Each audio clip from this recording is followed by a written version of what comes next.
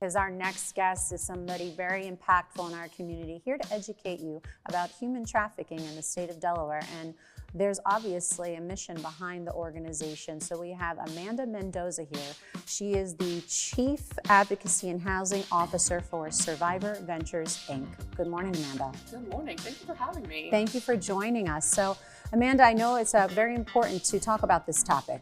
Absolutely. And I'm very eager to get right into it. So tell us a little bit more about what you do.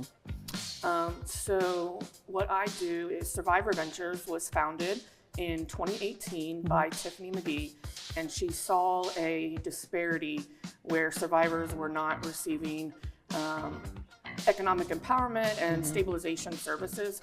So she formed Survivor Ventures, and it started in our Virginia chapter. Okay.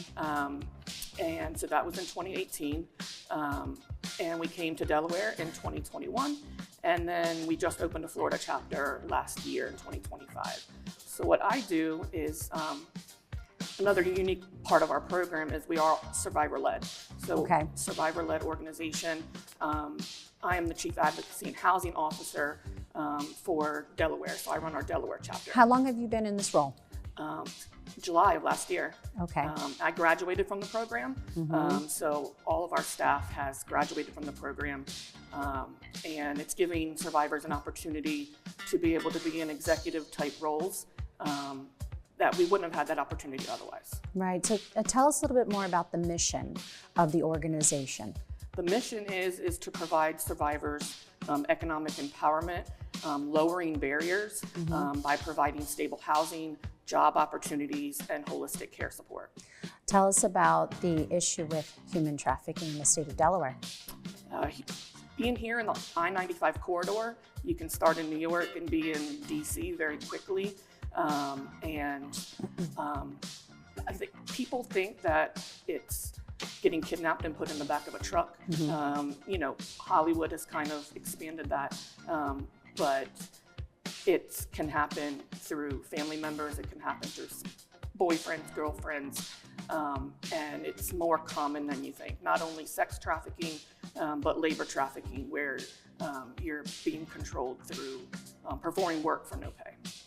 So it's definitely a topic that I feel isn't talked about enough. And I actually know someone who is advocate for human trafficking and providing more resources and knowledge and education. Callie Williams, she's the current Miss Delaware Teen USA. Oh, wow. And she started an initiative to educate those about human trafficking, and especially in the state of Delaware. Yeah. Because I feel like it's a topic that we don't speak about enough. Absolutely. And it is an issue, a significant issue for that matter. So I know that if you have any statistics about Delaware or nationwide that you can mention, because I think it's important to continue to educate those watching about the importance of this topic. Yeah, I think as far as statistics, I don't have any off the top of my head, but it is the second largest growing criminal enterprise just under drugs. And the reason why we surpassed weapons, so it used to be drugs, weapons, trafficking, is you think when you have a weapon, you have to continually gain product. So you get a gun, you get a weapon, you sell it, you have to get another gun. When you have a human being, you sell that one human being over and over and over again, and continuing to make a profit. So what Survivor Ventures does is we help survivors that are coming out of the life, whether it's coming out of prison or just exiting the life. We have our reentry program, which is providing crisis stabilization. And how we do that is through Airbnbs. Hotels are very triggering for our survivors. So we get them food stamps or Medicaid for 30 to 60 days through these Airbnbs. And from there, we move on to holistic care support, making sure that we're getting them the mental health support and substance abuse support that they need. And we partner with community partners. And then we move on to our Survivor to Entrepreneurs program, which is giving them job skills and being able to get a gainful employment. And some of them go on to start small businesses. And we do that through partnering with local small businesses, because a lot of these survivors have criminal records and they don't have credit, so it's hard for them to get a job. And finally is our housing stabilization program, getting them stable housing, partnering with landlords that are willing to overlook those criminal records. And we pay into their wages, and so we're partnering with these small businesses, being able to pay into their wages as well as pay into their rent for that first year. Survivor Ventures really offers a support system and helps with transitioning. Yeah. And it seems like every step of the way you're providing resources and support. And that's what the organization is most important about. I mean, that's what everyone needs to be aware of, that it's step-by-step support through the next step or the next transition into whether it's housing, job, whatever it may be that the individual is looking for or going through. So Survivor Ventures really offers a unique support system within not just the community, but also the organization. Could you tell us a little bit more about a success story? I think that's always important to share a success story of someone who went through Survivor Ventures program to help them transition to a better place. Well, actually, we have one of our participants here, and her first day with Survivor Ventures is today. Wow. So she's here in the studio with me, and she went through the program, was able to get her into housing, get her into stable employment, and now she's going to be working alongside of me as our peer-to-peer support specialist. And she started this morning with us in the studio. But we have success stories all over our chapter. I'm honored to run the Delaware chapter, but each one of us, we have Virginia chapter, we have our Florida chapter, and we have someone starting in our Florida chapter today as a peer-to-peer support specialist. And we all have our unique gifts, but we come together as a great team just to be able to walk alongside these survivors and let them know that they're not alone and they can find that success as well. And that's what it's most important to remember, that they're not alone. They do have the support system and the resources here in the state of Delaware. And I think that's what we need to continue to highlight. And also having the conversation about human trafficking. Yeah. Because I feel it is one topic that is not spoken about enough. I feel that we talk about so many other issues that are just as important, but I do think that human trafficking is real, and it is here in the state of Delaware. So it's very important that you're here on our show to talk about the resources and the education that Survivor Ventures offers. Yes. Now, I know that you mentioned earlier or before we started filming, that you are involved with Do More 24, so I wanted to give you a moment to highlight that. Please do. Yeah, so we are participating with Do More 24. We're super excited. I came into contact with Spur Impact last fall, 30 days into my role, and I just love how they wrap their arms around the nonprofits. So I will be live on location at the Chancery on Friday, and we are our goal. We always say minimum is trying to raise $10,000 to be able to. We can use that for so many of these services for our survivors, but there are so many nonprofits that are worthy of that as well. And we're just excited that we saw Chris, at the top of the show, being able to come on here and really showcase what these nonprofits are doing in the state. Well, we wish you lots of luck with the big event coming up. But I'm sure that you are always looking for volunteers, and I'm sure there's a need throughout the year, not just obviously for Do More 24, but throughout the year. Could you share a little bit more about if there's any need or if there's a way people can volunteer or donate? Yeah, so we are always looking for landlord partners that are willing to partner with us to provide apartments or housing. In addition, small businesses that are willing to hire a survivor to work in their small business, and it's at no risk because we pay into their wages for that first year. As if you're a mental health practitioner and you're willing to be one of our holistic practitioners, we pay for those services for our survivors.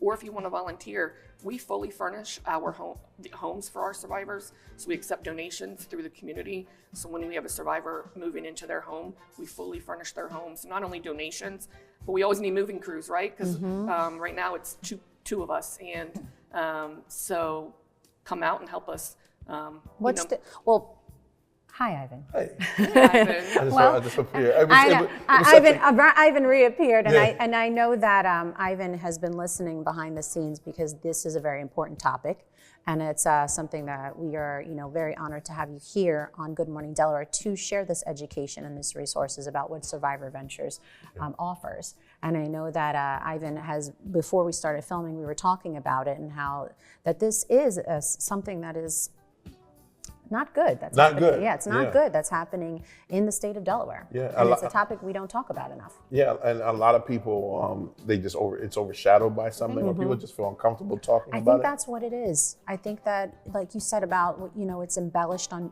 movies, and we really don't talk about it. And I think that we need to get away from that, and we Yeah. need to get comfortable talking about it. Yeah. Because it's real and it's not good. Well, and a lot of times you most likely have come in contact with those that are living it because they're going to school every day.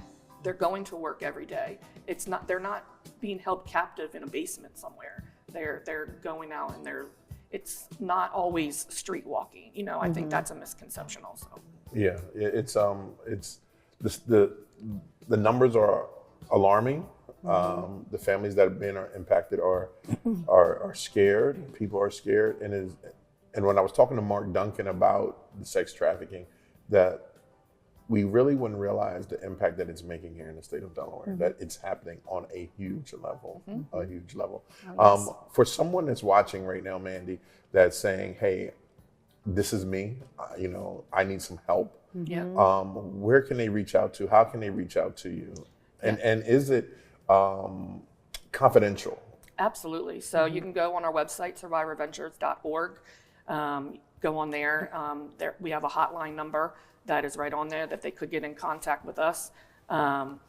The National Human Trafficking Hotline is another option if they're not wanting to go through us. We do serve adults, men, women, anyone. And I think that's another misconception is this only happens to women. We serve, and I think for men, especially on the sex trafficking side, it's more of a stigma for them. Yeah. Right. But not only, so labor trafficking, if you're, it doesn't all, I think for a long time it was sex trafficking, but we do, see labor trafficking. It's labor trafficking too? Yes. So let me ask you this, because when I hear sex trafficking, I'm thinking Vincenza movie, right? Right. They kidnap a woman, Right. and they, what are, can you give me some examples of how it can go about? Yes. If you're able to. Oh, sure. So it's force, fraud, and coercion. So if it's an adult, you have to prove those three things: force, fraud, or coercion. If it's a minor, you do not have to prove that because they are a minor and they can't give consent. Okay. But these traffickers, this is their job. So they are grooming this person. They're not going to meet someone and they're not going to traffic them day one. They are grooming them. They are looking at what your fears are and what your so like they'll see someone on social media and they'll see, oh, like I'm having a fight with my mom, or I don't like my mom, so they're going to prey on those vulnerabilities and they are going to tell you everything that you want to hear. And then they start dating you and they start wooing you. Becoming a friend. Correct. So you can put your guard down. Well, you just brought something to my attention that I think we need to talk about some more. Social media. Yeah. Because that's where the predators are. Correct. So let's talk about the signs, if you can, like if there's signs to look for. I think that's what's really important because I know someone that went through a situation like this through social media. Yes, so I think if you have children, just being aware of their social media platforms, making sure that there are safeguards in place, and looking on apps on their phone. There are apps that are hidden messaging apps. A calculator you could go and look at that and you think it's a calculator, but it's actually a hidden messaging app. On your game, if you were gaming, you can talk through games through those headsets. Yes, I do know about the gaming. Yes, so I think just if they start becoming a little more withdrawn, they start showing up with expensive things, new shoes, new purses, grooming. Right. The grooming. Yeah. We had I don't know if you remember, Vincenza, we had I did a show on safe screens. Yeah. And a Yes. lady came in from Atlanta, and she was talking to the host, and she was saying that Fortnite was a huge Yes. part of kids talking to a grown man, and he's sending them like Robux, right? Yeah, To so purchase. Roblox is another one. Where you get the Robux, and also it doesn't have to be. It could be a peer-to-peer where they're saying, if you do a sexual act, I'll give you a gift card. So I mean, it's any source of value for a sexual act. It seems like there's some manipulation involved. Yeah. Yeah. It's something that is really scary, but it Absolutely. is real. Yeah. Yeah. So people at home, they can go to your website. They can you'll reach out to them. You can talk to them here. I'm just appalled and shocked at the same time because there's so much. So tell people, this is your camera right here. Tell people where they can go, the website and all the good stuff, your information. Yeah. So you can go to survivorventures.org. We also have a Facebook page, Survivor Ventures. We would love to, whether you're wanting to donate or you're wanting to partner with us, or if you are someone out there and you're living that right now, just know that you're not alone, and you can reach out to us confidentially, and we will, we're here to serve you. Awesome. Mandy, thank you so Thank much. you so much for Mandy. having Thank me. you. You got it. We got to stay in touch. We're going to make sure that we keep getting the information out. That's very, very important information. Yeah.